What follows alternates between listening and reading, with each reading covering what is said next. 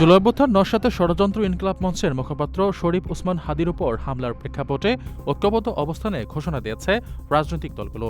শনিবার 13 ডিসেম্বর রাষ্ট্রীয় অতিথি ভবন যমুনায় প্রধান উপদেষ্টা ড মোহাম্মদ ইউনূসের সঙ্গে বিএনপি, জামায়াত ও জাতীয় নাগরিক পার্টির বৈঠকে এই ঐক্যমত প্রতিষ্ঠিত হয়।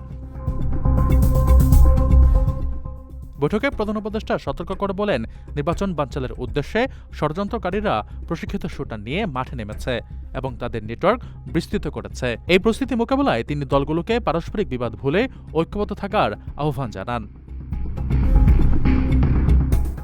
বিএনপি ও জামায়াত নেতারা জাতীয় স্বার্থে অবৈধ অস্ত্র উদ্ধার ও একে অপরকে দোষারোপ না করার উপর জোর দেন।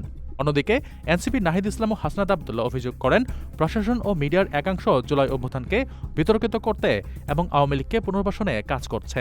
আইন উপদেষ্টা আসিফ নজরুল মন্তব্য করেন, দলগুলোর অভ্যন্তরীণ কোন্দলের সুযোগেই পতিত স্বৈরাচার শক্তিশালী হচ্ছে।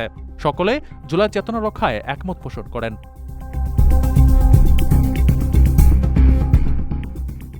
আপনার স্বপ্নগুলো আকাশ ছুবে প্রবাসীর হেলিকপ্টারের মাধ্যমে। বিয়ে, জন্মদিন অথবা যে কোনো বিশেষ প্রয়োজনে হেলিকপ্টার ভাড়া করতে যোগাযোগ করুন স্ক্রিনে দেয়া নাম্বারে। প্রবাসীর হেলিকপ্টার, নিরাপদ ও সাশ্রয়ী বাহনের বিশ্বস্ত নাম।